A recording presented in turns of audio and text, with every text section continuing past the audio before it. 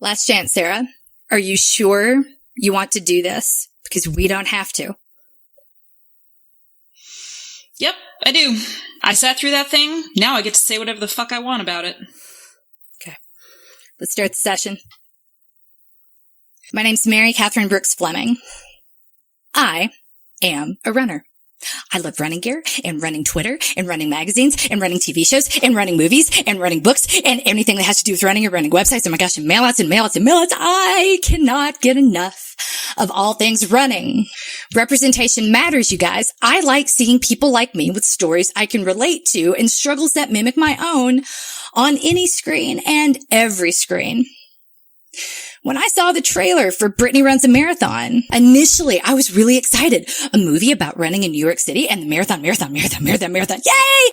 My favorite marathon in the whole wide world. My favorite city, my favorite place to run in the whole wide world. A movie that was being told from a woman's perspective, a non-professional runner's perspective. A woman like me, a woman who looks a whole lot like messy 27-year-old MK managing her trauma poorly and publicly.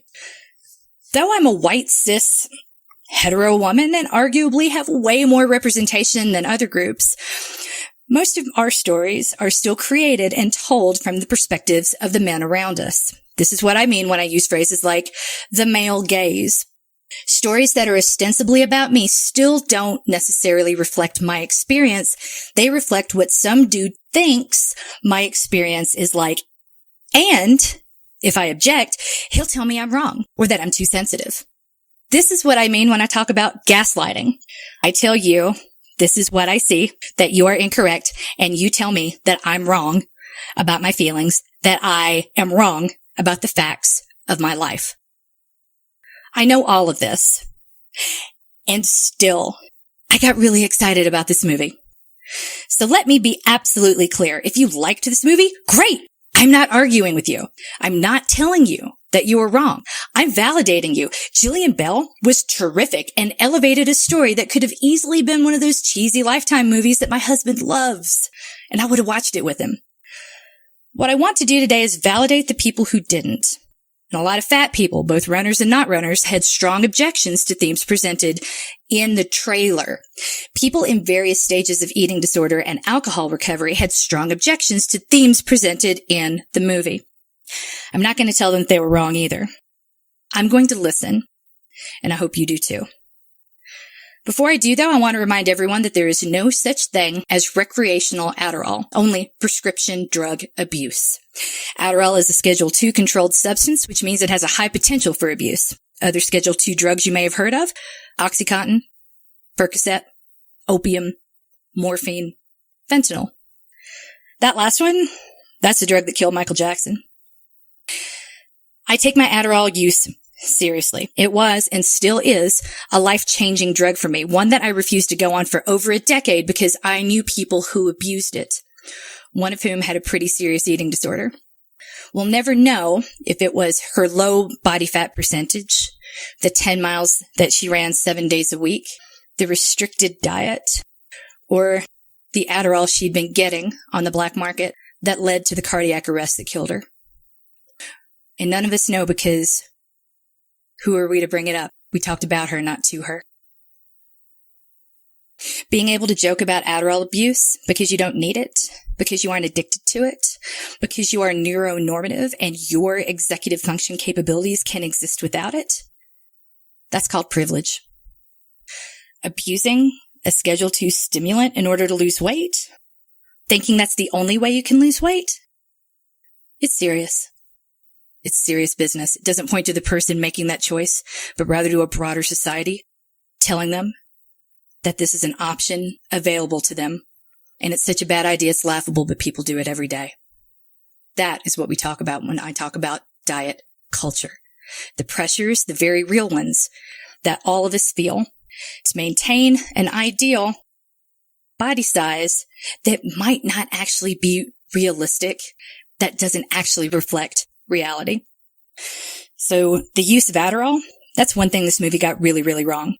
It's not the only thing this movie got wrong. It's just the point when I started crying and knew I wouldn't be able to finish it. I wanted to like this movie. I'm supposed to like this movie. Not liking it is going to be a big deal. People will tell me that I'm wrong, that I'm negative, maybe that I'm a traitor. Some will get really mad at me.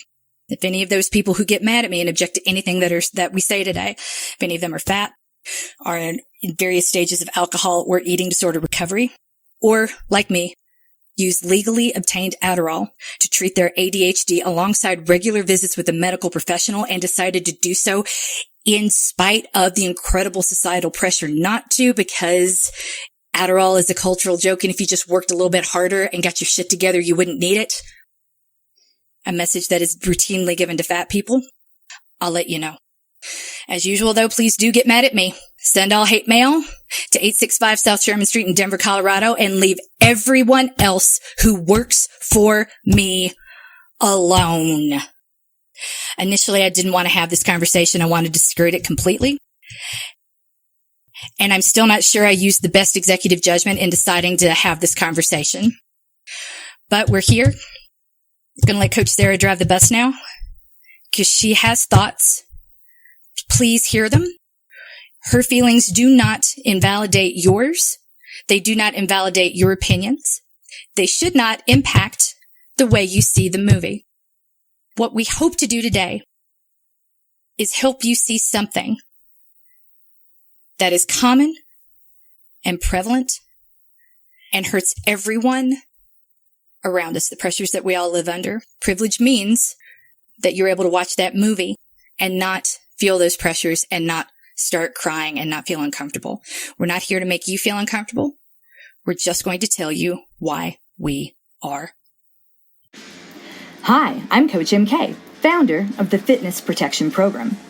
I'm a run coach, not a life coach. But we're never really talking about the running. Running is the tool. It's the conduit we use to examine the world we live in, as well as its impact on our own lives and the lives of the people around us. How we react to certain people and to certain stories tells us a lot about how we view ourselves. I'm committed to the thoughtful, intentional exploration of the importance of running so that no one discounts their own badassery, ever. Final note, this podcast is geared towards every runner who won't lose their home, livelihood, or health insurance if they show up to the corral with a hangover. Not that I'm encouraging you to do that, just saying. Sit back, relax, and enjoy the Fitness Protection Podcast. Hey, Coach MK. Hi. How are you? Pretty good. How are you? Well, I'm worried, and I've been worried ever since you initially reached out. The way that this all came together, I saw the trailer and knew I didn't want to see this movie. I also knew that pretty much everyone in the running world would be talking about this. And I think I've been nothing if not consistent and clear about the things that I can't unsee in the world. And I could pick up on a lot of it in the trailer. So, initially we were just going to have a throwaway comment or two, laugh at the fact that I walked out of the movie. And then it took a little bit of a turn. You called me when we spoke 2 days ago, and you wanted to do a whole podcast about it. I had serious reservations, and that's what I'm talking about when I say I'm not sure I used the best judgment. There's a big part of me that wishes I hadn't, because I knew if this is a movie that I walked out of, what was this going to do to Coach Sarah? And maybe it wasn't fair for me to take that idea and go with it and say, okay, if you want to, sure, this is where maybe I should have been a little more acknowledging what you were asking for. And I don't know. I don't know if that's out of my scope or not, because I'm new at this management thing, talking about feelings and emotions online. I can manage lines of business. I've done it before. I've managed all kinds of things, but this leading conversations you've been on the job 2 weeks, girl. I've been doing this ugly work for 20 years, really taking it seriously for 10. And there are times I'm nervous, and I know you never say no, because you never do. You're a people pleaser. You're an overachiever. You always give the right answer. And sometimes the right answer and the true answer are the same answer, but not always. So I've been worried about you since you went offline and walked into the movie theater. That I'm about to stress eat this Lara bar, and it hasn't even started yet. Verbatim what I said in my text to you. And I did. It was good too. It's my favorite kind. That's what kind of Lara bar? Cashew cookie. It's my favorite too. It's so good. It's so good. And I actually started taking them on long runs with me just to like have a little bit at the beginning and a little bit halfway through because I don't want to make stuff right now. I don't want to make my own like fancy dates and whatever treats for the marathon. I don't have time for that shit. I got work to do. So Lara bars are my new thing. And I have one in the car just in case because Roz likes them too. And sometimes people get hangry and need a snack. And I mean, who doesn't need an emergency? Need emergency Lara bars. Emergency cashew cookies. Yeah. Yes. It's a thing. To quote that Instagram post, I don't remember if you found it or if I found it first. Like, I feel like we share a brain at this point. Like, you're I am the right side, like going off in the distance. And I can do that because you're my anchor here, left side. Sarah's got it on lockdown. I'll be back later. Maybe I do that. It's a fun and freeing thing, but there are times I'm kind of like, oh, I need to rein it. I'm getting a little too comfortable over here. So, but yeah, there's an Instagram post a while back. Like, if you stress eat and feel guilty about it, I want you to know that I see you. I'm proud of you. And that what you're doing is probably the healthiest way of dealing with trauma, the healthiest coping mechanism you could have in front of your children. So, way to do that. Mm-hmm. I'm like, oh, yeah, you stress eat that Lara bar, girl. My therapist taught me something very similar. She was like, let's just back up to the assumption that stress eating is automatically a terrible thing always. Can we just examine that for a second? Can we like unpack that? And I was like, oh, interesting. Okay. That was kind of a life-changing moment for me, honestly. Yeah, I do appreciate I appreciate you understanding that me going to see this movie, even though I really did not want to. But I knew that I could not credibly talk about it without seeing it.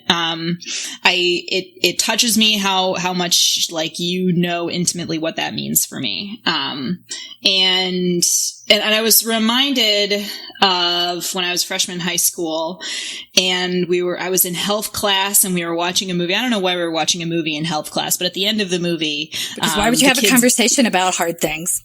Watch a video. Right? Watch a video. So at the end of the video, the kid's mom dies of cancer in the hospital. And I was the new kid at school. I had just arrived at the school like 2 months before, and my mom had died in the hospital like 4 months before. And the health teacher did the teacher know that? Oh yeah, she did. So, and she made me leave the room. She made me leave the room, and she did not give me... She didn't have a talk with you first? No. She kind of... I thought you went to a fancy private high school. I did. This was my first month at my fancy private high school. It was definitely first semester. I don't remember how far into this. And I like it came from a place of like, I want to protect you from this. But it also, she didn't ask me, what do you think? Do you want to watch this? Do you think that would, if you think it would be too much for you, I understand if you'd rather, it was a thing and it was in front of all the other girls in the class. And I was really upset. I was like really, really, really upset at her for making me leave. I didn't want to leave. Of course, it would have been nice for her to tell me ahead of time that like, hey, this is going to happen just so you know. I want you to like have that information so that you can do what you need to do to take care of yourself. Tell you a week in advance. Tell your dad. Give you time to go process it however you need to. I'll handle it however you want to. Maybe you can skip school that day or something. Like, don't make you walk out of the classroom so now everyone is talking about like, we all know why. That's drawing attention to it. That's not helpful. Yeah, it was really not helpful. But and there was also part of me that was like, also, I can like, I will feel big feelings, but that's not that is not the worst thing in the world to me, and so I really I felt like you with this movie, you were like, I know this is going to make you feel big feelings. I'm ambivalent about it, but you didn't say like, Sarah, I don't think this is a good idea for you. And then you like made sure to check in with me afterwards. And that's very different from kind of like deciding like, nope, you can't handle this. So I appreciate your concern and your sort of seeing that for me. And I want to reassure you, that like, yes, I've had a lot of feelings about it. I had a lot of feelings while I was watching it. We're going to talk about that. And it's probably going to make me emotional, and it already has. But having taught at a university setting for a long time, there was always a lot of discussion about like trigger warnings, good or bad. And I think that giving people information about what they're going to see and letting them make a decision about what they need to do to take care of themselves is a fine thing to do. I think it's actually a really loving thing to do and a respectful thing to do. But that's a pretty unpopular opinion in like, respected academic settings where people are like, but the knowledge and the facing of the hard truths and things. What kind of people? Men. Oops. Old white men? Yeah, kind of. Old privileged white men at one of the oldest universities in the country. Okay, just making sure that thing is that's called privilege. Not just at it's called privilege. Mm-hmm. Exactly, it's called privilege. There were a lot of think pieces about this, and it's a problem when you can't imagine a situation in which another person who has a different lived experience from you might watch something and have a really emotional reaction to it that they should have been warned about. They could have been warned about. But somehow for the sake of like academic integrity, someone decided that's a dumb thing to do. I really object to that viewpoint. And that's not to say that I think we should therefore, and I feel like there's a false equivalency between objecting to that viewpoint and on the other hand saying that like, well, therefore we should never, read or consume or watch material that might be offensive. There's a lot of value in facing things that might offend you, in facing things that might push you, that are outside of your comfort zone. But that's not to say that people don't deserve to know what they're in for, and that people don't deserve to have space, to have a safe space to interact with something on their own terms a little bit. Because the thing we don't really, before the discussion of privilege, what that looks like, and when it's coming into play, before that we had a way to articulate that. What was effectively happening was anything that pushed the envelope or challenged conventional, that made people uncomfortable. The more uncomfortable it made people, the more valuable that piece of art could be. Or could be valued. Like, wow, this made you uncomfortable. I'm onto something. I'm going to keep going. So is it any wonder that our country is where it is? Like, oh, I said something that made you mad. I'm going to say more of that. Where we all doubling down into our silos of you're wrong, you're weak, I'm going to make you strong. And that really doesn't matter. I'm doing you a favor, whether you're making fun of the fat person next to you at dinner who ordered dessert, whether you are telling the person who is crying in the corner that they need to get their shit together. And why are you taking Adderall anyway? That's what a privileged white girl like you are. Just get your shit together. Just get your shit together and focus. Just get your shit together and lose weight. That's coming from a place of privilege. It's not helpful. It's shaming. And what we weren't doing before was really truly having conversations that were free from shame. And it was so deeply embedded that we didn't realize that shame was part of that equation. But shame is what keeps people quiet. It's also what made me real loud. So sometimes I say things that people don't want to get behind publicly, but they email me privately. And I understand that too. And I respect it. I don't need everybody to be standing up railing, behind me when I say things. But what I do need to do is make sure I'm not sending you in front of a firing squad for no good reason, or making you perform things in public that you're not ready to do, or have discussions that you haven't fully processed first in one of those safe spaces. And final note, my feelings on safe spaces. I was raped, y'all. I got real trauma, and I don't want a safe space. I want to be triggered in public. I want everyone to see what that looks like, because this is what the judicial system creates. A whole bunch of women who have been hurt, not given justice, not given support, not be given therapy, that have had to go through a process attempting to seek justice that is way worse than the event itself. Society created this. I think society should have to deal with it. I will not button myself up to make you more comfortable, and that burden shouldn't be on me. It should be on you to be a grown up and deal with the things that society that's a free society has. You deal with those consequences. You don't ever stigmatize me. So that's how I feel about it. But if you want a safe space, I'm never going to say you shouldn't have that safe space because I want to, that's the difference.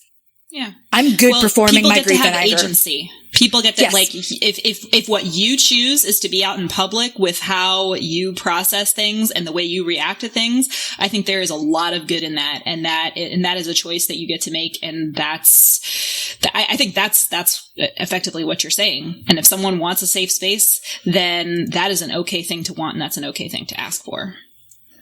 I think so too. Yeah. So I know this hour has all been very dun heavy from the start, but where the reason I think it's important is supposed to be a comedy. Lighten up. Exactly. So if you have to say that, if that has to be said, is the problem really MK feminist buzzkill, or did this movie not realize, did it have some blind spots that maybe we could discuss? Because it's one thing if it's just me, then the problem's MK. But it isn't just me. No. And we asked on our Facebook page, on the Coach MK Facebook page, we told people we would be recording a podcast discussing this. And we asked people for their thoughts. And I have read a lot of very mixed reviews, but I had heard from people I knew who had seen the movie, running friends of mine who have seen the movie, like overwhelmingly pretty positive things. Generally the vibe that I had gotten seemed to be like, yeah, it wasn't quite what I expected in a good way. Like I think some people like me saw the trailer and were like, I don't know. But then they went to see it and were kind of pleasantly surprised. And we had a few people who said that what they really came away with was that it was more about Britney's self-acceptance than her weight. Other people said that they thought the film really did, point to the destructive sides of weight loss and showed a struggle that they really identified with. I'm going through the comments on Facebook. I'm not reading any verbatim just yet. I'm trying to summarize because most of the people who commented said they liked the movie. And once again, we're not telling you that you're wrong. Yeah, no, not at all. We're highlighting that privilege is what allows you to watch it. No one should feel guilty for having privilege. There's no shame here. It's just an understanding and giving grace to people who did not have the same reaction. Yes, and we are definitely getting to that. So there were a couple of people who commented and said, I don't want to see it. Concerned about the possibility of fat shaming. I'm reading a comment now. I hate the message that fat people are lazy and sloppy, and if you train for a marathon, suddenly you are not lazy and put together and organized. I don't know if it's fat shaming, but it gives me this air of it. The shot of her being all unkempt and drinking wine from a straw from a glass as big as a fishbowl really, really bothered me a lot. That was in the trailer. And then another person commented, you can't be fat and a runner at the same time. Training for a marathon equals getting your shit together. Disordered eating and using exercise as punishment for your terrible, shitty body. If you don't finish your planned race, well, then you're a failure. Might as well just gain those terrible pounds back, right? Yeah, I'm a pass. And there was a much longer comment there. Two people commented and said, I saw the trailer for this movie and I just know that I don't want to see it. And that's exactly where I was before I went to see it so that I could talk shit about it publicly. That's exactly where I was. I think my exact words in response to a friend of mine, a friend who knows me very well, who said, oh, this seems like something you would really love because, she knows the me who lost a lot of weight and ran a marathon. And that was a big deal in my life. I wrote back and said I watched the trailer and I caught a strong whiff of training for a marathon equals weight loss equals yay. And I have some reservations about that. And she was like, oh, I totally didn't see it that way, but I get your point. So I really just want to say, and I know I said this in the intro, but I don't want anyone to feel like in order to listen to this podcast, they must go see this movie. And in order to say how they felt about the trailer, like that they can't say how they felt about the trailer without then seeing the movie to kind of give it a fair shot. If you saw the trailer and you thought to yourself, I don't need to see this movie, you are correct. You don't. what you saw in the trailer, pretty accurate representation of what's in the movie. And if anyone tries to like tell you that you can't judge it until you've seen it, I would like to respectfully say that is incorrect. You do not have to see this movie. And for further proof, like if you go to the show notes right now, you're going to see 2 links. I asked one of my runners, she's been a client of mine for 5 years. She's the first person to take me aside and teach me a little something. When she came to the track the first time, the way I had structured it, trying to make sure that no one felt otherized, right? They would do their speedy lap. I would get everyone real tired, burpees or whatever. I would have them do a lap or 2 laps around the track, 800 or whatever. And then we would do the strength circuit again. And they would have to do the exercise of the week while they waited for the last person to finish. We are a team. We start together. We finish together. We warm up together. We cool down together. There is no reward for speeding through it faster. I was using all the principles from The Score Takes Care of Itself by Bill Walsh. And it took one runner in particular was slower than the rest in a way that was triggering for me. And she didn't know this at the time. But it was triggering for me because I remembered being the slowest person in a place where I had no perspective on how fast I really was. Because I was just slower than everyone else. I like sometimes when we would do anything longer than a 600, I would be a full lap behind everybody, like at least 200 meters, at least behind everybody else, even on days when they weren't running all out. And that was horrifying and humiliating, and it hurt, and it didn't challenge me to be better. It just shamed me for being where I was. So I projected a little bit of that instead of asking her kind of what she needed. I would cheer her on. I would be extra hard on everyone else. Like, nope, Amy ain't done yet. You keep moving. What you need to do is be nice to Amy. Maybe she's going extra slow right now because she doesn't like you. How about that? How about that? How about that? And it was fine, and it was fun until she took me aside and was like, you don't really need to do all that. I'm like, okay, got it. And I didn't really tell her why. I just listened and said, okay, I won't do that ever again. She's like, but you can make them do burpees until I'm finished. I really hate burpees. And I'm like, great, cool. I will do that. But I will not make any references to why or give you an extra. I'll just stop congratulating everyone as they finish each lap. And that was what I did. There was no more, because I didn't feel that was otherizing. I obviously hadn't intended, but it was. And it doesn't matter what I intend. It matters what is. So in that moment, I listened and I will make other mistakes. I've made plenty of mistakes, but that's one I haven't repeated. Mm-hmm. And I sent her a text in the middle of the day. She's a teacher. And I didn't expect a response right away, but I sent her a text in the middle of the day saying, have you seen this movie yet? Sometimes people get all fired up and you don't know what you're going to get. Yep. I did not expect this. She recorded a 20-minute screencast, minute by minute, or rather like in 10-second blocks going through the trailer and all the problems that she saw in it with very firm, I'm not watching this movie, MK, period. Now you know why. Can I be on the podcast and talk about it? I'm like, yes, you can. Yes. So hopefully you guys liked it. I hope you guys liked She was so great. She was really good.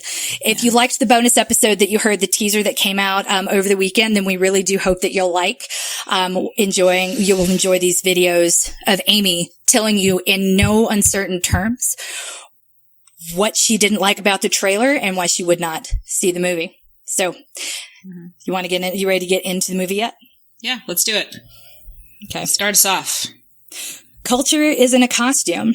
We all know that. It's been a guiding theme for moms in assisting our kids in Halloween, school plays, Thanksgiving pageants, etc. We know we don't need to make our skin darker or to use paint on our faces at all to exude the essence of Pocahontas or Moana or Harriet Tubman or Oprah or Sonia Sotomayor or Flojo. No, you don't need nails to be Flojo.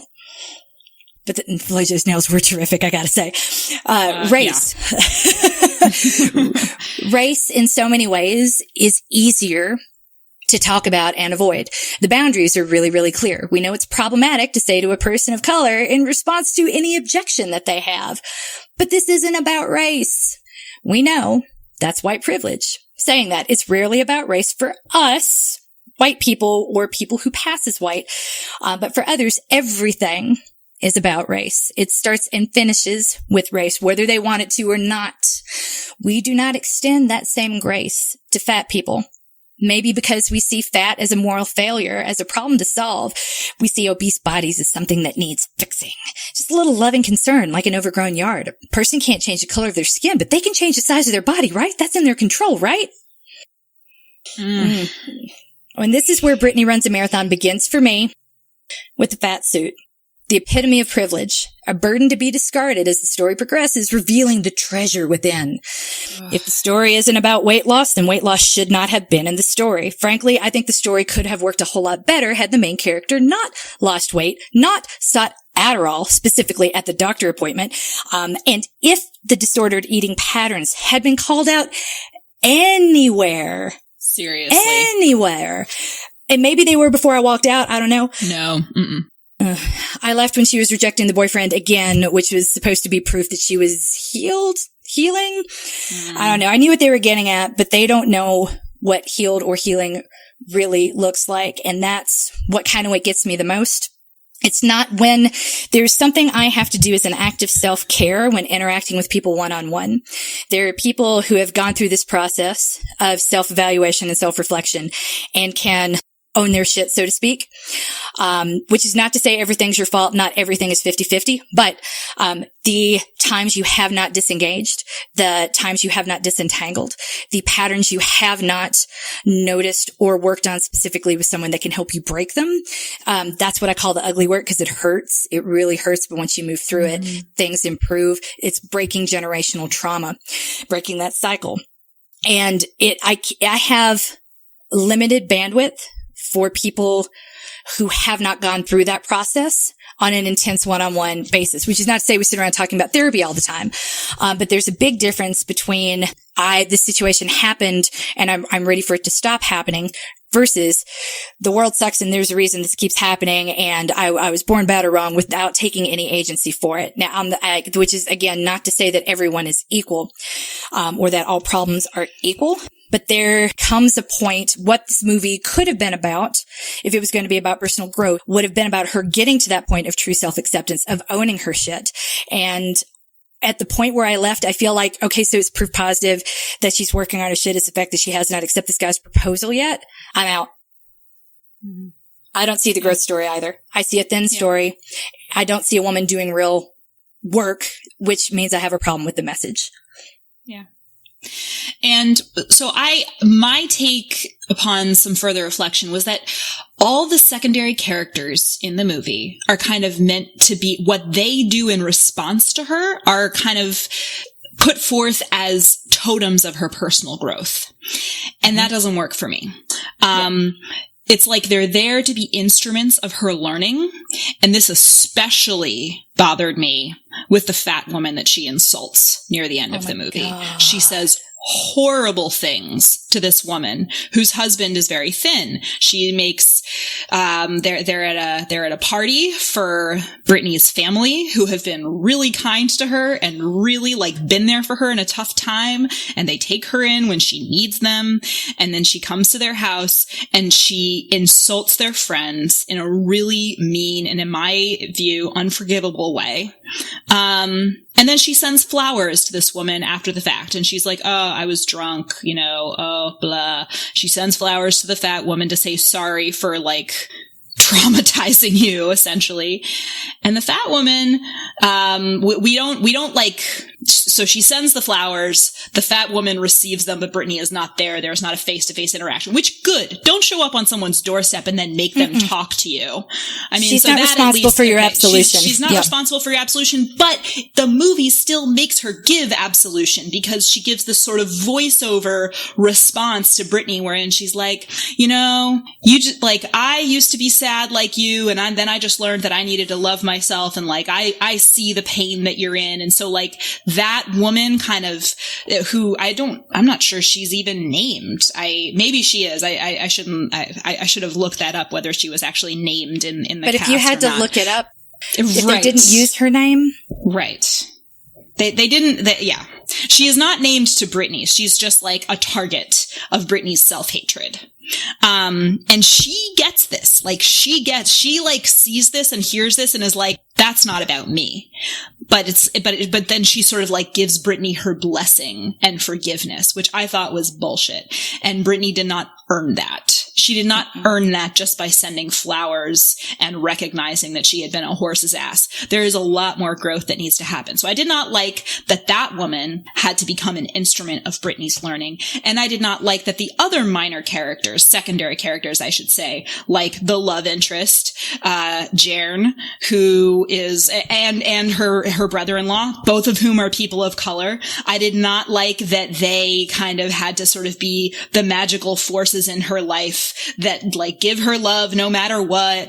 And I mean, everyone deserves unconditional love. Everyone deserves to be accepted, even when, you know, they are, even when they're not at their best. No one deserves to be defined by their worst moments. But I felt like the movie was relying on these characters to kind of show us that Brittany was getting better.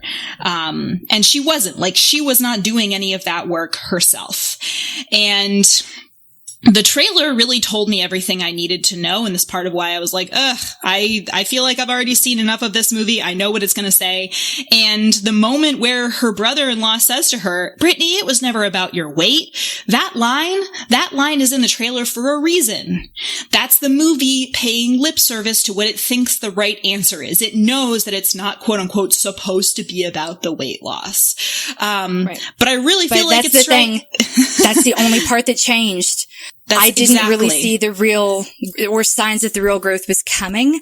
Yeah. And I'm glad I left before I had to see that, because there's always, and that's partially me. This is through the lens of my experience as someone who was deeply traumatized and forced to do a whole lot of ugly work that I didn't necessarily, I chose to do it. Everyone has that choice, but it just felt like she was getting off scot-free. And again, not to compare my trauma to hers, but there's always going to be a little bit of resentment for me for that. That is just a burden I'm supposed to bear and work I'm supposed to do privately and silently. And there's no question about whether or not I'm supposed to do it. It's really unfair that others don't have to. Now, it's again not to say that like you should feel guilty for having the privilege of having not been raped or experiencing really deep trauma in your life. I don't say that to make anyone feel guilty. I wouldn't wish this on anyone. What I resent is pretending that others couldn't benefit from it and being forced to go through a growth process that people can't even recognize, and or imitate, and they can pretend that they're okay in ways that I will never be allowed to. Yeah. And like the marathon medal at the end of the movie is kind of supposed to be this like badge. It's like a merit badge or something. It like proves that you've sort of checked off the self-improvement box. And I do feel like for all the lip service the movie pays, like, well, it was never really about that. It's kind of, it's trying to say one thing, but do another. What it's telling is that Brittany just, needs to like get right with herself. But what it's showing is that getting right with yourself and getting your shit together means losing weight, And I feel like it's not trying very hard to like be accountable for the messages that it's sending. You know what I mean? And maybe I've gotten the sense from like reading and listening to a couple of interviews with people involved in making the movie that they thought this was going to be a small movie, right? They didn't think that it was going to be for a huge audience. And I would say that shows. And maybe if they had known they were making a movie for a huge audience, they would have given some more thought to these things, maybe asked some fat people what they thought of it, and asked anybody outside of their demographic what they thought of it. Really tried to like do the hard work of saying like, how am I treating this story? How am I treating the different people in this story? How will this make people feel, and to what extent do we care about that? Because I think they would like the movie wants to be a feel-good movie. The movie wants to be a movie that cares about people, especially about runners. But I think there's some real irresponsibility in there. And one other thing I'll say is that the only other movie I've seen that counted on regular weigh-ins as signs of progress, and I know that this is there are other movies out there that I probably haven't seen, but the one that I thought of was Bridget Jones's Diary, which came out a long time ago. That movie fucked with me too. And it ends with Bridget not really having lost any weight, and the book and the movie are both pretty openly satirical about the whole thing. And I don't think this movie thinks that it's satire at all. It thinks it's discussing these things in earnest. And like Brittany making sort of self-deprecating jokes and deflecting all of the seriousness. Like, I think the movie thinks that it's sort of looking at her in this whole way. And I think that it wants us to take it at face value. So I guess this is the way I always approach movies is sort of, there's a difference between whether characters are good people or not, whether characters are shitty people or not, and what the movie is trying to tell you about the characters' intentions and what they're doing. And I don't think that it doesn't work for me. What the movie thinks it's saying to me about marathon running and self-improvement and self-acceptance, I think it's trying to make self-improvement and it's trying to kind of like meld self-improvement and self-acceptance in a way that I don't think works on a very fundamental level. And I totally understand on one level how people could watch this movie and think it's terrific, right? Movies are not supposed to reflect reality, and they're not supposed to. I go into movies as an escape. I get all that, but these themes are so prevalent in society that I can't escape them. And I was still unable to escape them when I saw this movie, if that makes sense. The emails that touched me the most ever since you put up that post on what the unfortunately named Coach MK page that I can't change yet. We're working on it. I'm arguing with Facebook about it. The post you put up, a lot of people didn't want to respond publicly, because they didn't want to argue with people who liked it and be like, you have the wrong opinion. So they just emailed me directly, and that's always fine. Yeah. Always fine. No one wants to be a killjoy. No one, this is a Lindy West quote that I come back to all the time. Feminism is the long, slow realization that the things you love hate you. Yeah. It's really, really alienating and hard and sad to feel like you're the only one who feels hated and and you're just like the killjoy. You're the one who can't just, forget about your stupid feminism and join in the fun. I feel like I can honestly no longer watch a lot of the movies that I used to love growing up as a kid because I now watch them and see how misogynist they are, and it makes me really sad. I feel excluded, honestly, from a lot of popular culture that I used to kind of revere. And so I understand and really, really sympathize with anyone who did not feel like commenting. And I'm really glad that you saw the post and responded to MK privately. We're really glad to have your thoughts. It's mostly the vast majority of responses, and I got about 30. Wow. Yeah, I only forwarded the ones to you that I had explicit permission to. Because we have a lot of people who are parenting children in various stages of recovery. Recovery, period. But the vast majority are eating disorders. Yeah. So I did also receive some after my live stream last night, linked to that in the show notes as well, but it's pretty much the same thing I said in the beginning of this. I received a couple of notes from people who also have ADHD and take drugs for it, but drugs that you would not have heard of. Which is why I'm so strongly against the word, like Adderall didn't need to be drawn into the storyline. She could have asked for appetite suppressants. She could have asked for anything. You could have shown her going to a pharmacy and asking where the diet pills are. There are different ways you could have gone about it without bringing Adderall into the conversation. And that's what angers me, because once again, you have sort of invalidated its very real use. If it was de facto only dangerous and had no good whatsoever, I shudder to think where I would be. Because when I talk about my years being lost, my years being messy, my years performing my trauma in public and managing it poorly, I see a lot of Brittany in me. I partied all the time, and I go to bed early, and I don't drink, and I run a lot. But the only way and I had to be out a lot for my job. The only way I could do it was by being tanked ahead of time. I'm deaf in one ear. I'm supposed to make people forget it. And I really don't like I'm claustrophobic.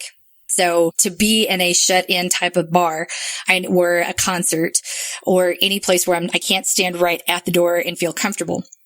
And I developed a lot of coping mechanisms so that people wouldn't guess. Cause if I don't perform it in a way that you pick up on it, that makes people uncomfortable, and I failed, right? I smoked. Where does a smoker hang out? Outside, and that's, I know, a piece that a lot of people didn't put together, but when I would get a little claustrophobic, it was a good excuse to go stand outside, get my stuff together. That was my safe space, because people aren't coming near you when you're cigarette in your hand. You're like a pariah. And I would come back in when I had my self together, had done another couple more shots. I was looking externally for whatever would fix the angst that I had on the inside. And one of the things I used was cocaine. I did not think of it at the time as self-medicating, but now that I'm on a powerful stimulant, that's something I'm having to reconcile very much with my therapist, because the first time I became aware of Adderall, the first time it was suggested to me, when I say I rejected the notion for a really long time, because I knew someone with an eating disorder who died. And that was the piece people talked about. It wasn't that she ran 10 miles every day. It wasn't that she always had tape on places, literally looking like she was being held together with twist ties and duct tape. That's where that phrase comes from in my canon. Can't say it without thinking of her. Everyone talked about scamming the Adderall as though, and that was normalized because a whole lot of people did that at these universities. A whole lot of girls have eating disorders that have been primed for perfection, that have been conditioned to be overachievers. And as long as they're achieving and they don't look unhealthy and they haven't crossed some imaginary line, we ignore ostensibly disordered behavior. Mm-hmm. So that is what bothers me. This woman at the beginning of the movie comes in and says, I'm having trouble focusing, and specifically asks for Adderall, which turned into think pieces, even on NPR, referring to recreational Adderall, which doesn't exist. It's prescription drug abuse. It's a Schedule II drug, guys. It's not okay to say that ever. But later in the movie, when she gets a stress fracture and has lost all this weight, no one puts two and two together to say that, hey, do you have a second set of eyes on you during the week? Maybe thinking about nutrition, maybe thinking about overdoing the running. We talk about the thing that's in our scope to talk about. We talk about, when I was speaking with the wife of a doctor to get ready for this podcast, she said, oh, I can tell you exactly what he would say. Because my original question was, how many visits would it take from someone who has been trying to lose weight before you would bring up potential disordered eating patterns? How many stress fractures? Is it the first? Is it the fifth? In what period of time? A month, a year? And she said, oh, never. My husband would tell you that in his years of medical school, he had exactly 4 hours of nutrition and nutrition courses. So, and he's not an expert, so he would never bring it up or specifically refer. And I get that. Mm-hmm. I do. Mm-hmm. The response, do you want to read the response? We got a response from another doctor answering the same question. Sure. And she had a lot to say about it. You want me to read the whole thing? Mm-hmm. So I'm going to read this really wonderful response to your question about stress fractors. This was submitted by a doctor who trains with us. To answer your question directly, I, as a female runner, would immediately ask about activity level and nutrition when seeing a person with a stress fracture. I think most physicians would visit that topic as a matter of workup. I don't know that any of us would immediately jump to orthorexia in a healthy-appearing person who seemed to have a good reason to have a stress fracture. I would hope that most of us would consider some kind of nutritional deficiency if we got cagey answers or red flags in the discussion about diet and nutrition. I am also cynically of the opinion that many of my colleagues would not think an eating disorder in someone who is quote-unquote overweight, even if they considered nutritional deficiency, because fat people are dumb about food, obviously. I'm pretty sure that an embarrassing percentage of my colleagues would consider running while fat to be enough of a reason to not look any further for other potential causes of a stress fracture. I also think that nutritional deficiency, in quotes, is perceived as a knowledge deficit. An eating disorder is a mental health diagnosis, and that means we are going to tiptoe around it for better or for worse. My point is, healthy at every size means every person has the potential to be healthy, and size is not a metric that we need to be using to rely on for what healthy means. This answer was fascinating to me, and what I immediately thought of was the way when I was in college and training for my first marathon, I stopped getting my period. For about 6 months.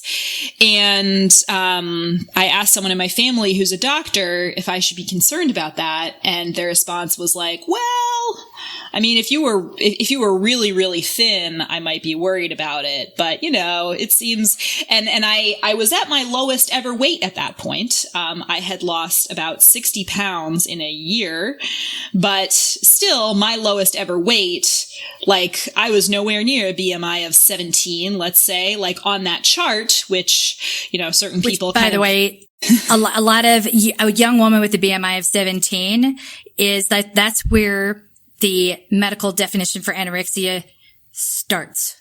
Yes. For reference, healthy is considered to be what, 18 to 24? Yeah. My 25. My BMI is 27, you guys. Yeah. Mine's 26 point something. Which is mine's higher than yours. Yours is higher than, yeah, I win. That's weird. Am I taller than you? Probably. I guess maybe I'm taller than you. Yeah, I don't know. That was what it was at my last doctor's appointment. And my doctor, to her credit, is like, you run a lot. You like I am definitely out of what's considered the healthy range. It's not 26, it's 26 point something.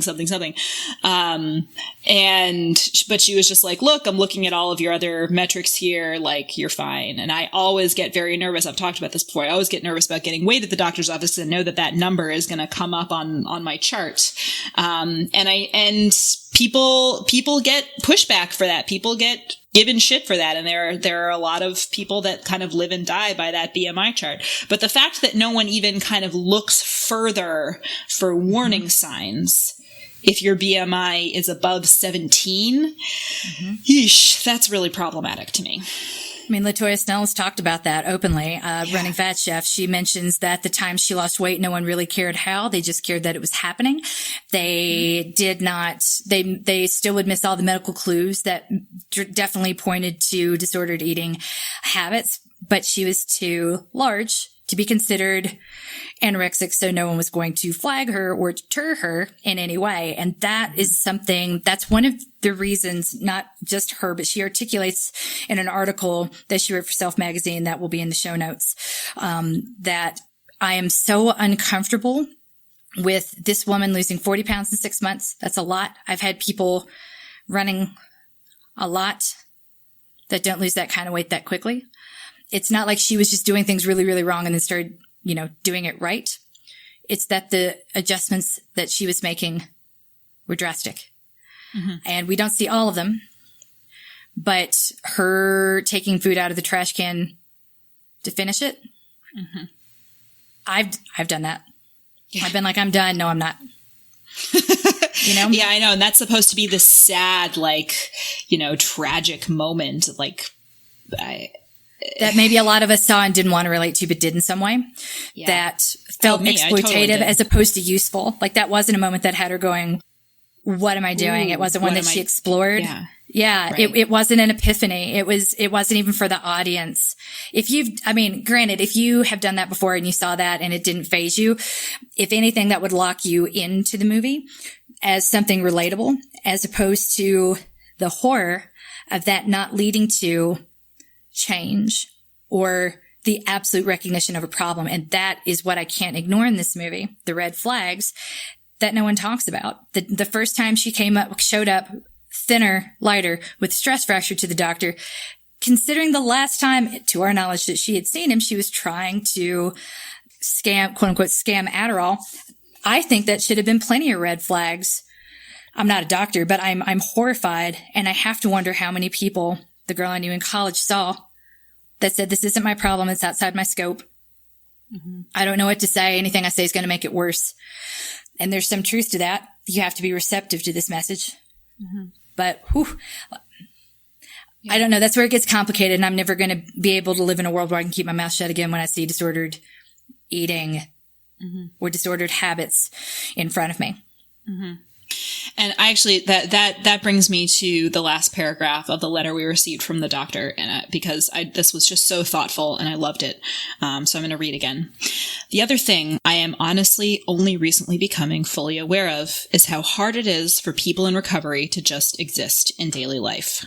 Every time I see a friend or colleague post on social media that they are steeling themselves to go in the break room because there is cake in there and everyone is loudly making comments about, thank God it's a cheat day, or I'm being so bad today, oh my God. And it's triggering and it's painful for them to hear that, I wince and think of all the times I've made random comments like that at social events and wondered who I was hurting unintentionally. For that matter, a couple of years ago, I caught myself telling Girl Scouts selling cookies in front of the grocery store that they were dangerous. Haha. And boy, did I do some hard thinking about that one. Mm-hmm. Yeah. Yeah. It's a lot. Talk is everywhere. That's a lot. Yeah. Yeah. It's a way we relate to each other. It's a shared struggle, but we look at our coping mechanisms, not at the pressures that we all feel. Ijeoma Oluo is a writer who, by the way, I love that you didn't know that she's Lindy West's sister-in-law. I did not, but I've read her stuff and I love Lindy. I love her and I love Lindy West. I did not know that they were sisters-in-law. That's amazing. That makes me so happy. It just makes me like them that much more. She talks openly about, she's a writer who lives in Seattle. If you've heard of Rachel Dolezal, who is the woman, the white woman who presented herself as black and said that she identified as a black woman. And this is interesting right now when we talk about identity and privilege, because it is privilege to be able to cast aside identity, to be able to take off a fat suit in order to tell a story, to be able to put on, darker skin, to walk into places and pass for something that a different box than the one you would probably check. There's some privilege to all of that, which means it belies a different type of treatment. The one that, when we separate, skin color or race or ethnicity from fatness, that's where it becomes a little complicated. The world is nicer to you when you're thin. Fact. But there are still different categories of fatness. And where does it begin? Can you identify as fat? Think about this Instagram influencer that is there just to be the easy evil. Because we all think we know someone like that. Oh, the roommate Gretchen. Yeah. She's the one that it's very easy to hate. I think, like, if there's a villain in this movie, it's definitely her. Yeah. And you have to wonder, was she though? Is this narrator reliable? Was she that bad? Or do we which is not to say that any of the things that she said was okay. I just think in those moments of, then what were you doing there if she was that bad? Mm-hmm. There's this trope of the dumb, ugly, fat friend that hangs on. It exists as proof that a thin person is evil. And she's thin and she's pretty and she has Instagram followers, so she must be vain and shallow and vapid. And she must only like Britney because she's fat and she feels that much thinner standing next to her. When I was planning my wedding, someone made a comment to me about, like, basically wondering if she'd been chosen because she was larger than me. Am I here to be I just need to know, am I here to be your dumb, ugly, fat friend? If that's the case, I really don't want to be in this wedding. I was just like, wait, what? I was like, you get to design whatever dress you want. Yeah, but I'm going to look fat next to you. This person, by the way, is saying all this in front of a family member of mine who is legitimate. Like she is fat enough that people don't look her in the face because they don't want to have the wrong reaction. So she becomes invisible. And I call it the unquestionably fat. You might think you're a little overweight, but you're not fat. The world does the world see you as fat? No, not necessarily. That would be this person. This family member of mine, the world absolutely sees as fat, and it's not fair.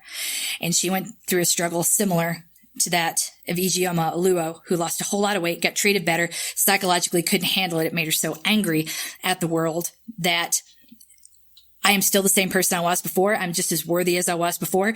I deserved kindness just as much as I did before. F you. And she's very eloquent about why she stopped doing a lot of things to sort of reclaim that. She's done a lot of work on her own mental health and on her space and on her relationship to, her blackness and her fatness and all the other aspects, and trying to separate them and be okay with them. Work that a lot of us will be able to skate through life without having to do. But I remember at that moment, like, first of all, how dare you put that on me? 1, 2, I truly don't think that way, but I can also see so I resent the trope because I'm sure I've been that person to other people unwittingly. It's one thing if I feel comfortable enough to discuss body issues or insecurities with you. Where did the dumb, ugly, fat friend concept come from? Is this actually a woman thing, or is this like something we project onto other people out of a little sense of jealousy? Were they really evil? I just have questions about that trope, and I feel like she was there to serve that purpose, to perpetuate that trope. Like, she wasn't a person; she was like part of a pinball game. We're supposed to bounce off of her. Like, she's just so bad. And I'm sure there was, I heard there was a scene where she tells her off in the subway, and like the audience basically stands up and cheers. And I'm not okay with that either, because Britney was kind of, we all know she was messy. It was obvious that she was messy. And it was obvious that she wasn't really owning. She was, instead of working on her issues, she was working on her weight. Okay. So is it entirely possible maybe that like this person who was thinner and had the perception of having things slightly easier, that Britney was being completely unfair to her the entire time? Mm-hmm. Mm-hmm. I don't know. I have a lot of issues with that too, in the way so what are we really saying about people who are thin? Are they all categorically evil? If you are bigger than someone, are you automatically the dumb, ugly, fat friend? Where does that come from? How does that work? And is that something that exists, or is that something that we project? Well, because this is it's another point where I think the movie falls a little bit short, in part because that character was invented. That was one of the characters that was sort of spun up to be the villain in the movie, and I think that really tells you something. Like I think that she said the screenwriter was her best friend, I think, and had made the voice up as a physical manifestation of all the inner voices in her head. You know what? That's really interesting. You know what you have her do? She's yelling at that woman on the subway, and the woman disappears into the ether, and you realize she didn't exist. Not that Britney is mentally ill, but that could be a visual representation of her conquering the demons that have been inside her all along. That is a story of growth. That is a story of change. That's a story of the kind of triumph that you could tie it to. Maybe it's not the best way to show it, but there are a lot of other ways they could have gone about it that I think would have been a lot less ugly. Yeah. Yeah. Creating a woman to fill that role, who, kind of making her say all of the right, wrong things to make us hate her. The knowledge that person wasn't a real person, that they kind of drummed her up, that made it hard for me to watch that dynamic without having sort of serious questions about the integrity of, and again, like, what does the movie think it's saying here? And yeah, it was, but by the time that scene came around where they were on the subway and she tells her friend off, I was really out. Like I was honestly out long before that. And once I'm out of a movie, it's kind of hard to get me back. And really, I was out from the time of that Adderall scene, in the doctor's office. Like it had work to do to get me back after that. And there was one moment where I kind of leaned in again and was interested in where they were going to go. And that was the moment when, you know, she's lost the weight. So she makes a dating profile, which I rolled my eyes at big time because like, oh, you're thin. So now, you know, you're worthy of a dating profile. And I get it. Like, okay, she feels more confident. Again, we don't interrogate that. We don't interrogate the fact that like being thinner makes her more confident. That's just a given, right? Right. So she makes the dating profile. She goes out on a date with a guy. Seems like it's going pretty well. They start to make out, and then she starts to go down on him, which is what she did at the beginning of the movie when she was fat and had no self-respect. Like, you know, this is how she expects men to treat her, and he doesn't want that. He wants to like go in his bedroom and get on his bed. And in that moment where all of a sudden she is being treated differently, she freaks out a little bit and she has to leave. And I was like, oh, this is interesting because this I can relate to. That was the one moment where I felt like, even though on the surface, her quote unquote journey with the, you know, the weight loss and the marathon running and all of that stuff, you could say that it resembled mine when I was in my early 20s in a lot of ways. That was the only moment where I felt like, okay, I can relate to being in a body that you don't really identify with. And feeling, and the disconcerting feeling of being treated differently. And you know that it's because you're in this body that is different from the one that you spent all those other years in. And that didn't really go anywhere. That was not an exploration, that led to anything. And then I was out again. This is the thing. Like, I think part of the reason why this is hitting both of us so hard is because, like you said at the beginning, this is something that we feel like we should relate to, right? We feel like we should be so excited that this exists. We should be like, oh my God, let's all go see it. We should be happy to see like the kind of person that we would, that we coach and that we would love to coach. You know, like a real exploration of who this person is. And the fact that it's fallen so short, and the fact that it feels like it's not really seeing us and it's not really considering what that journey looks like, and it's being a little irresponsible about it. I think that's what's kind of, and I don't mean to project onto you, but that's what's hitting me really hard. I feel like there was so much potential here. Yeah. And like you said, the cast is amazing. The actors, they have a lot of talent. We coach will never lose weight. And it's not that they don't care or aren't working hard enough or don't try, but how many people low-key sign up for a marathon to get their shit together and to kickstart a new habit because they need a big goal to make a big habit, and I can't do it without a big commitment, and how that's biggest loser type thinking. It really is.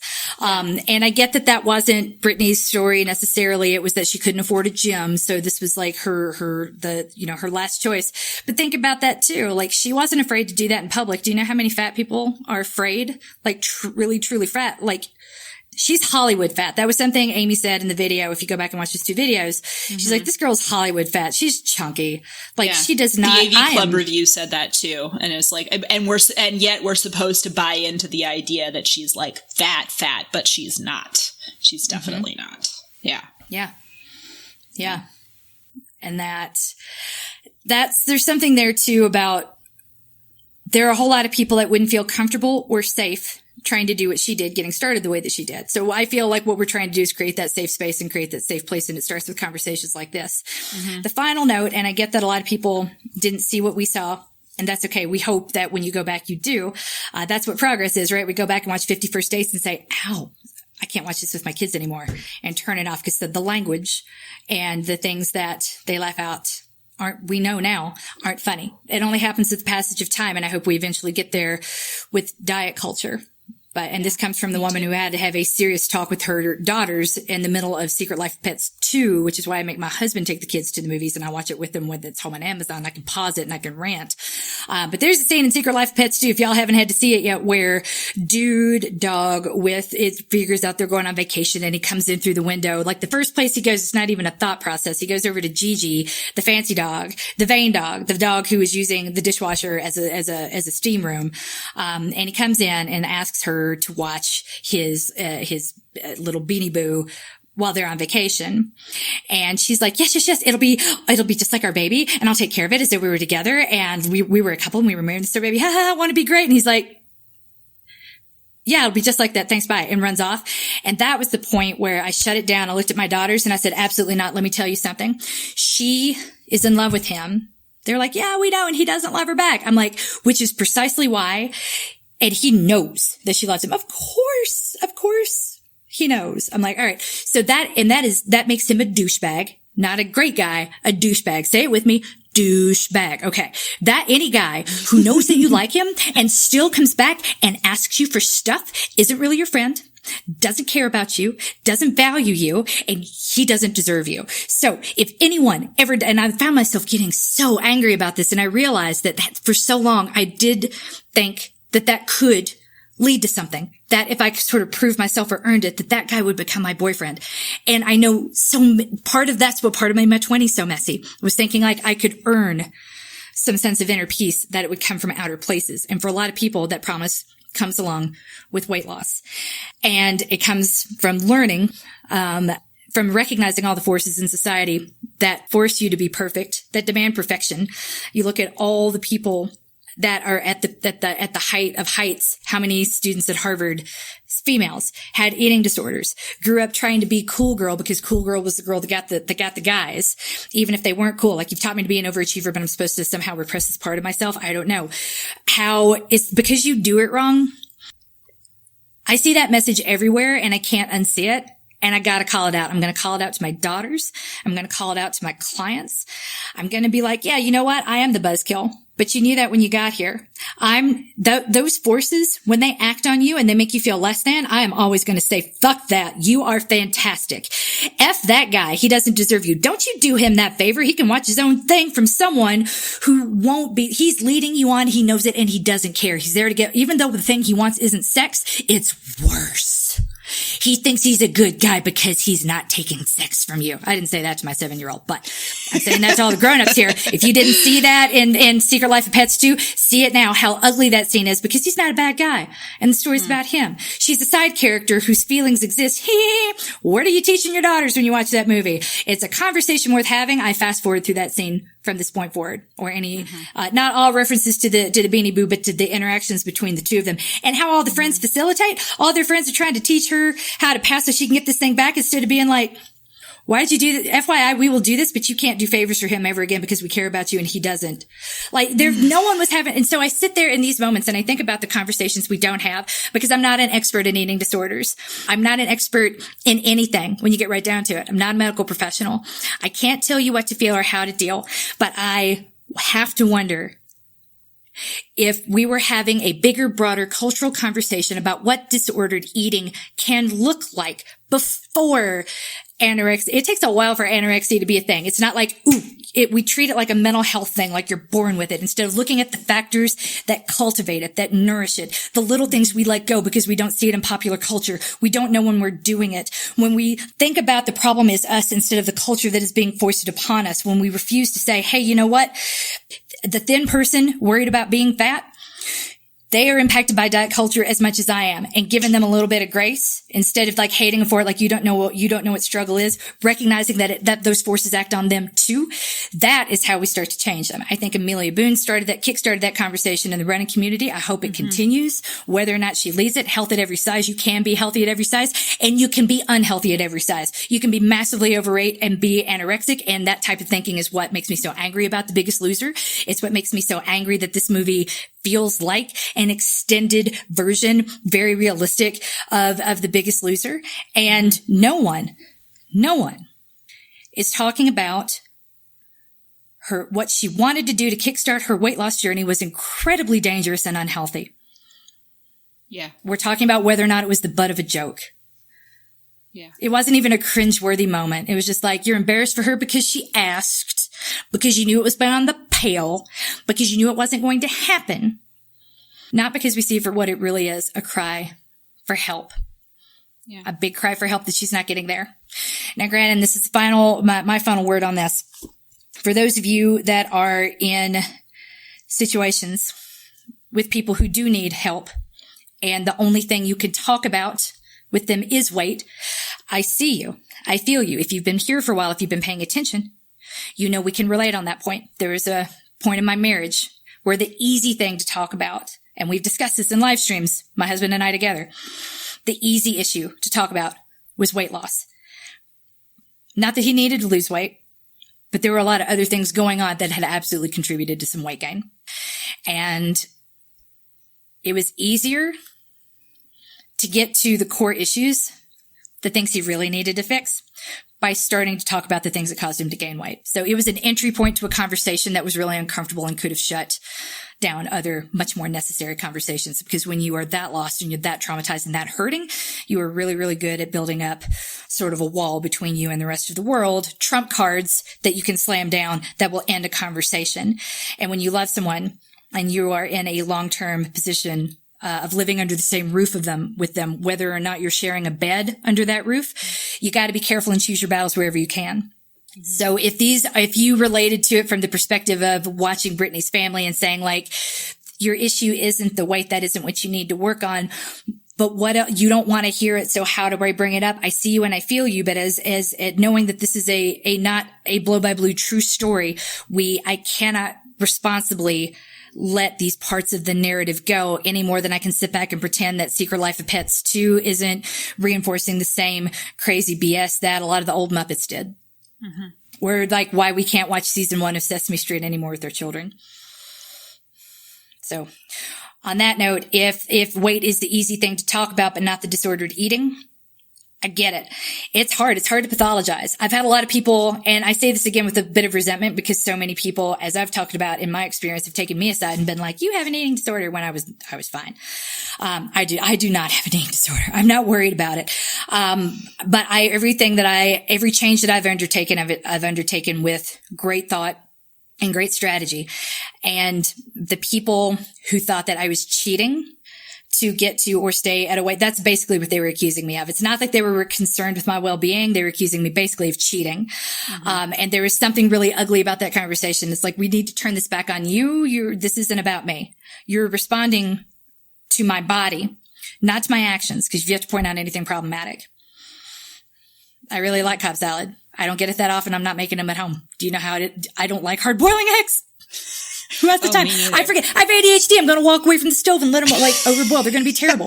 Like nothing good can come from me doing some of these things myself. So, but I say that as someone who's had to defend it a whole lot. I get really angry at the conversations other people won't have because so many people have had them with me. Like, why can't we say, hey, this is disordered. Hey, this is wrong. Hey, this is out of bounds.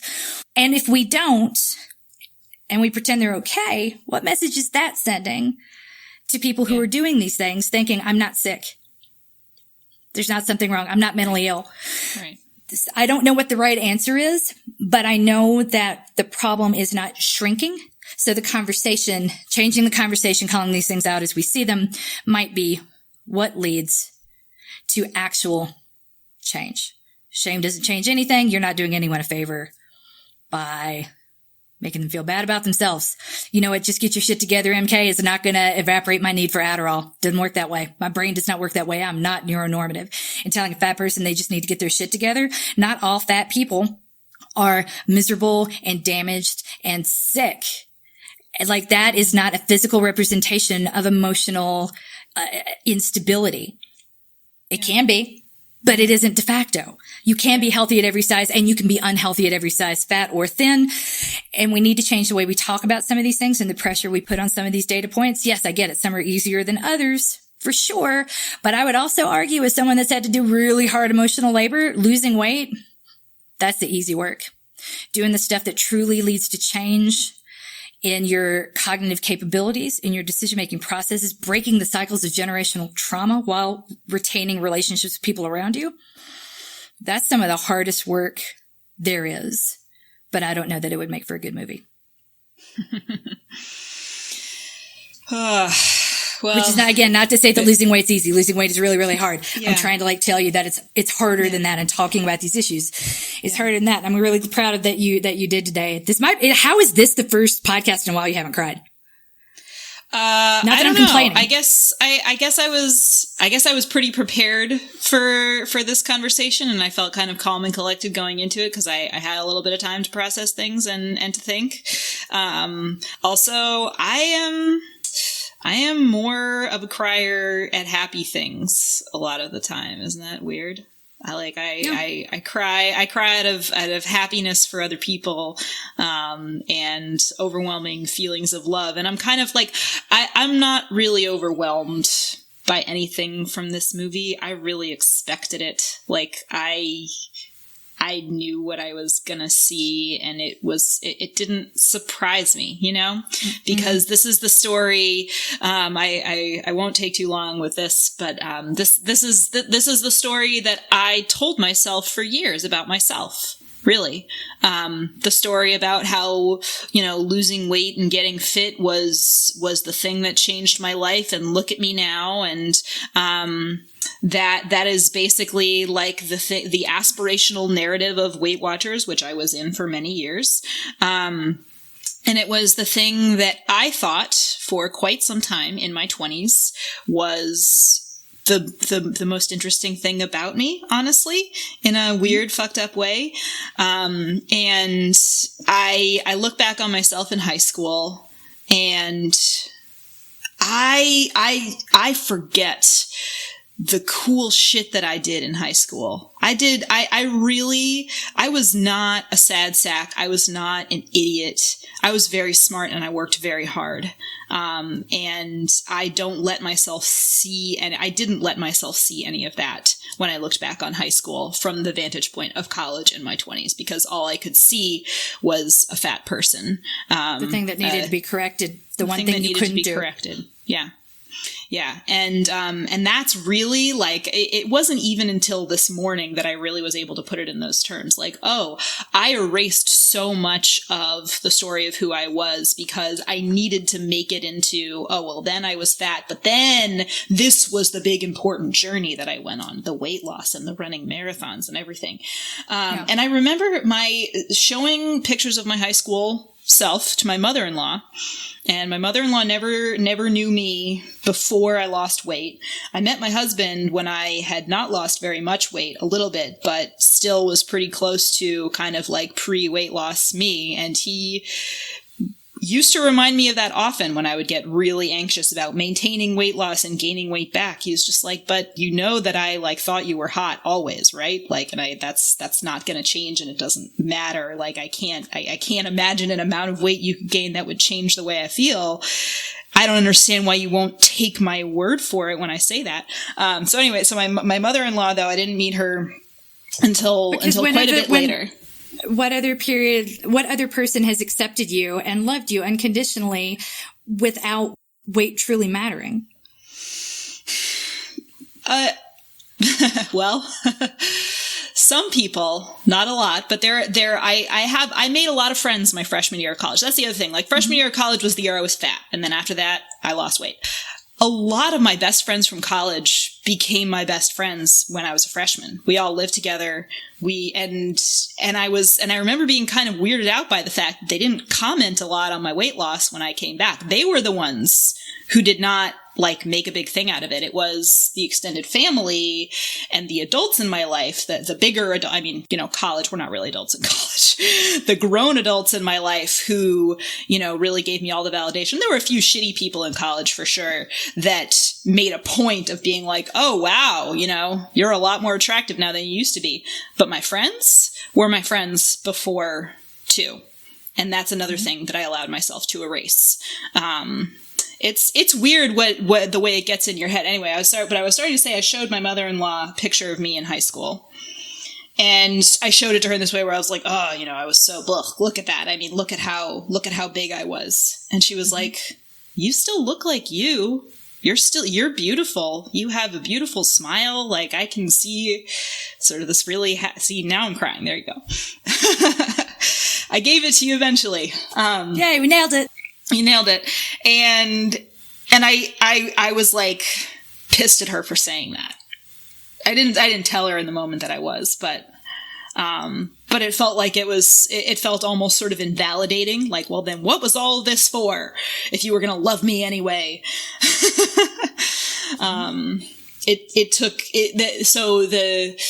To go back to what I said in the very beginning in the cold open that we put before this podcast, people who told me to see this movie because they thought it represented my journey.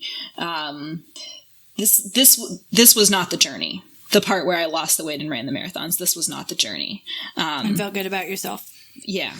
That's the change. I don't know. This is where I balk. It's like, but she accepts herself. I'm like, no, she doesn't. No, she doesn't. Yeah, exactly. I don't think she does. And if that subway scene is true, that's proof she doesn't. Yeah. That's something my therapist would have been like, we are talking about this twice this week and twice next week. You know what I mean? That's the sort of thing. And that's her job at this point, is to keep me in a place. And we have that sort of an understanding where she can arguably overstep. But she's that type of therapist. And that was clear coming in. So that's when I say that's proof she hadn't changed. Running can change you, but anything, it doesn't have to. It can also let you think that you're okay because you're doing a healthy thing. There are no healthy addictions. There are no healthy habits. Only things you do. You've got to know your why. Yeah. Running's not your therapy. There is no substitute for therapy. Therapy is therapy. Nope. Running can be a meditation, but I know a whole lot of people that don't manage to meditate while they run. Yeah. Well, that is for sure. We manage to do a lot of other things while we run. I don't know that many people that run, in a truly, I would say, meditative state. A lot of people, as we know, are running way too hard a lot of the time, and that's not very meditative. Anyway, I guess to close, I really want to repeat what we said in the beginning, which is that if you saw the trailer for this movie and were like, I'm good, I don't need to see that, you're good. I really think you are. I think that that's self-care. I think that that's knowing yourself, and knowing that there are certain things that will not help you and that will only make you feel bad or think about things that you don't want to think about. And that is okay. That is what trigger warnings are for. Yeah. To all the people that have asked me in the past about bariatric surgery, and I've been like, please God, no, get into therapy first. Losing weight will make some things easier. It will take away some challenges, but how you lose the weight matters. Losing the weight will not automatically fix things. It will only remove some obstacles. It will create others. Read Ijeoma Oluo. Read about her experience. This will be in the show notes as well. And remember, that's what a part of the danger of this movie. Lose a little weight can change your life, but nothing's going to change about the inside. If this movie wasn't about the weight loss, I promise you it was also not about personal change, because I didn't see it. Yeah. As someone who is that messy and is now Coach MK. Mm-hmm. That would not have made a great movie, but it was a slow process. But yeah. Well, I'm sure. Yay! Yay! I think we should end with the song. If you're happy and you know it, clap your hands. Okay, sorry. That's Roz's favorite song right now. She loves to sing it in the bike trailer, and she can now like sort of riff on songs. So she likes to say, "If you're happy and you know it, eat ice cream. If you're happy and you know it, ride in the bike trailer." And it doesn't work at all, but it totally works, and I love it. You're coached, you're loved. It's what I do when my kids are fighting. I just start singing that song. I love it. Everybody, you're coached, you are loved, and you're winning at life, whether you went to see this movie or not, and whether you liked this movie or not. We love you always.